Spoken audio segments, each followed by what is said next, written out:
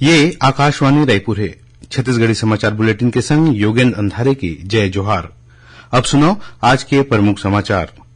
प्रदेश में लगभग 12,500 शिक्षक पद की भर्ती पर ऑनलाइन आवेदन की प्रक्रिया आज ले शुरू।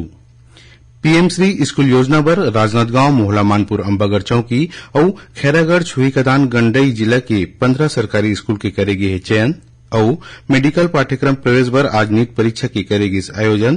प्रदेश के लगभग 1.5 लाख विद्यार्थी मन दिन परीक्षा। अब समाचार विस्तार ले। प्रदेश में लगभग 12,500 शिक्षक मन के पद में भर्ती पर ऑनलाइन आवेदन की प्रक्रिया आज ले शुरू हो गई है। आवेदन की आखिरी तारीख 23 मई निर्धारित करे गई है। वहीं 24 से 26 मई तक त्रुटि सुधार करे जा सकी। 2 जून के प्रवेश पत्र वेबसाइट में अपलोड करे जाही। परीक्षा की तिथि 10 जून संभावित है। परीक्षा 2 पाली में हुई।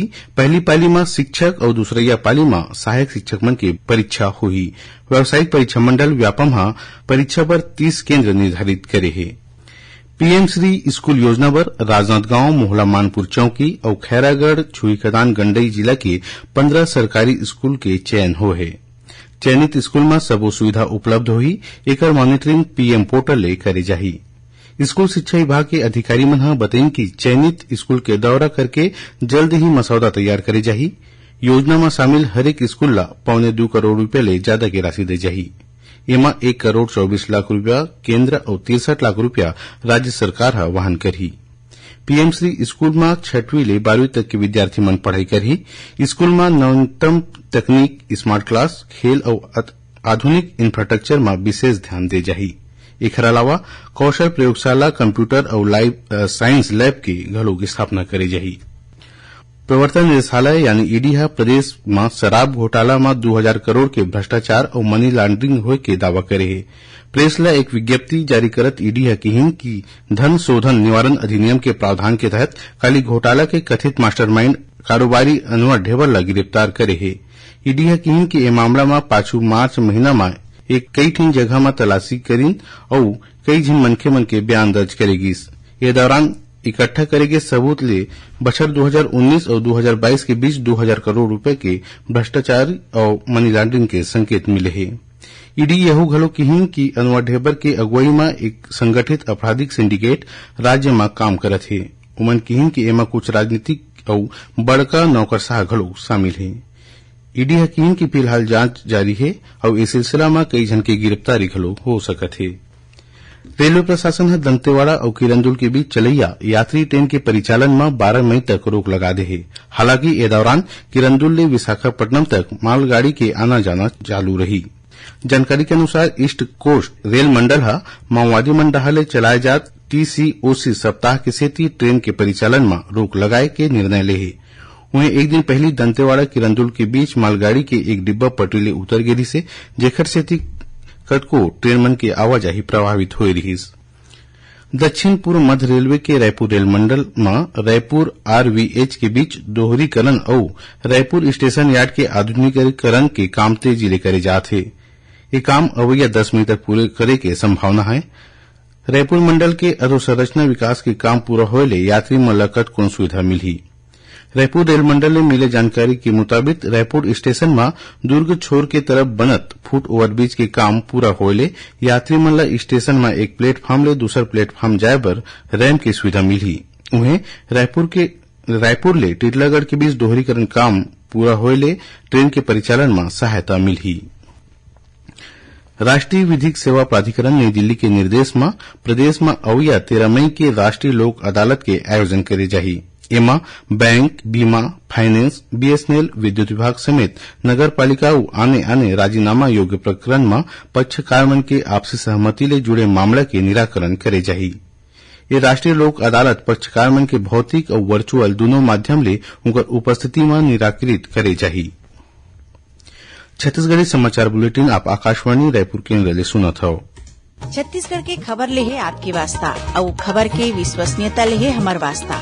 आकाशवाणी समाचार रायपुर के प्रादेशिक समाचार बुलेटिन के संगे संग हमार समसामयिक कार्यक्रम आप रेडियो के संग अपन मोबाइल में घलो सुन सकत हो। आकाशवाणी समाचार फेसबुक, ट्विटर और यूट्यूब में घलो हावय। हमार फेसबुक पेज हरे Chhattisgarh news on AIR, Twitter handle CGAIR news और हमार यूट्यूब चैनल हरे छत्तीसगढ़ AIR न्यूज। तो अब रेडियो के संगे संग आपके मोबाइल के माध्यम ले हम आप तक पहुंचत हन। छत्तीसगढ़ के हर खबर पर सुनत रहो आकाशवाणी समाचार। अब आगू बाढ़ो बाँचे समाचार को थी। मेडिकल पाठ्यक्रम प्रवेश बर राष्ट्रीय प्रवेश सह पात्रता परीक्षा नीट आज आयोजित करेगी।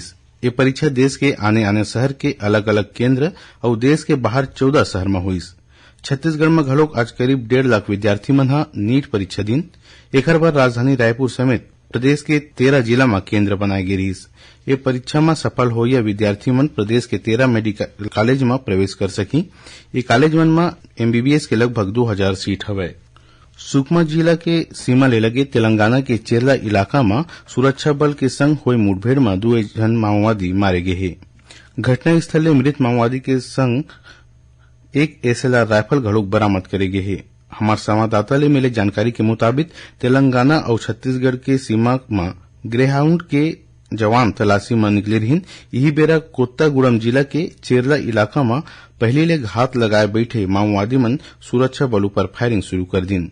जवान मन डाहले घलोक जवाबी कार्रवाई में फायरिंग करेगिस, जेमा एलओएस कमांडर समेत 2 जन माओवादी मारे गिस। नेता प्रतिपक्ष नारायण चंदेल हा मुख्यमंत्री भूपेश बघेल ला चिट्ठी लिख के प्रदेश में बेमौसम बरसात के सेती किसान मन के फसल ला होए नुकसान के मुआवजा की मांग करे है। श्री चंदेल हा अपन चिट्ठी में लिखे हैं कि प्रदेश में असमय होए बदली बारिश के सेती किसान मन के रबी फसल के अलावा सब्जी और फल घलो बर्बाद हो है। अकेला जांजगीर चांपा जिला में 25,000 एकड़ में लगे फसल बर्बाद हो गए है। वहीं पूरा प्रदेश में लाखों एकड़ लगे फसल बर्बाद हो के कगार में है। एकर ले किसान मन बहुत नुकसान उठाना पड़त है। उमन किहिन कि अभी तक राज्य सरकार की तरफ ले ए फसल के नुकसान में कृषि और राजस्व विभाग डाले कोई भी सर्वे शुरू नहीं करे गए है। उमन अपन चिट्ठी में किहिन कि जल्दी ले जल्दी सर्वे शुरू करके किसान मन ला होए नुकसान की मुआवजा दे जाए। प्रदेश भाजपा महामंत्री विजय शर्मा राज्य लोक सेवा आयोग यानी पीएससी के साक्षात्कार के परिणाम घोषित करे की मांग करे हैं। उमन किहिन की बछर 2021 में हुए परीक्षा के बाद 30 सितंबर 2022 के 171 पद पर 509 विद्यार्थी मन के साक्षात्कार दे रहीन। फिर इंटरव्यू के रिजल्ट अभी तक घोषित नहीं करे गए हैं। उमन किहिन की अब सुप्रीम कोर्ट डाले आरक्षण मामला में अंतरिम आदेश आए के बाद सरकार ला पीएससी इंटरव्यू के रिजल्ट तुरंत घोषित कर देना चाहिए। उन्हें पार्टी प्रवक्ता देवलाल दुग्गा किहिन की तेंदुपत्ता संग्राहक परिवार के मेधावी विद्यार्थी मन ला बछर 2019-20 ले छात्रवृत्ति नहीं मिले है। उमन सरकार ले तुरते विद्यार्थी मन ला छात्रवृत्ति दे जाए की मांग करे हैं। राज्य स्तरीय ओपन बैडमिंटन प्रतियोगिता अब ले थोरकिन देर बाद समापन हुई। कोंडागांव जिला मुख्यालय में चलत 3 दिन की प्रतियोगिता में राज्य भर के 138 खिलाड़ी मन भाग लेवत है। एमा कांकेर, बिलासपुर, धमतरी, दंतेवाड़ा, नारायणपुर, दुर्ग, जगदलपुर और सुकमा जिला के प्रतिभागी मन शामिल हवे। ये प्रतियोगिता 4 वर्ग में आयोजित करे जात है। प्रतियोगिता के पहले दिन अंडर 19 के 24 खिलाड़ी मन भाग लीन। एमा गर्ल्स ओपन में 10 महिला खिलाड़ी मन घरोक शामिल हुई। जिला के बाहर ले आए खिलाड़ी मन बर जिला प्रशासन डाहर ले आवास, भोजन और यातायात की समुचित व्यवस्था कराए गए है।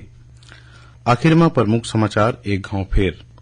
प्रदेश में लगभग 12,500 शिक्षक पद की भर्ती पर ऑनलाइन आवेदन की प्रक्रिया आज ले शुरू। पीएम श्री स्कूल योजना पर राजनांदगांव, मोहला, मानपुर, अंबागढ़ चौकी और खैरागढ़, छुई, खदान, गंडई जिला के 15 सरकारी स्कूल के करेगी है चयन। और मेडिकल पाठ्यक्रम प्रवेश पर आज नीट परीक्षा की करेगी आयोजन। प्रदेश के लगभग 1.5 लाख विद्यार्थी मन लीन हिस्सा। एक संग छत्तीसगढ़ी समाचार बुलेटिन यहीं सिरावत है। जय जोहार।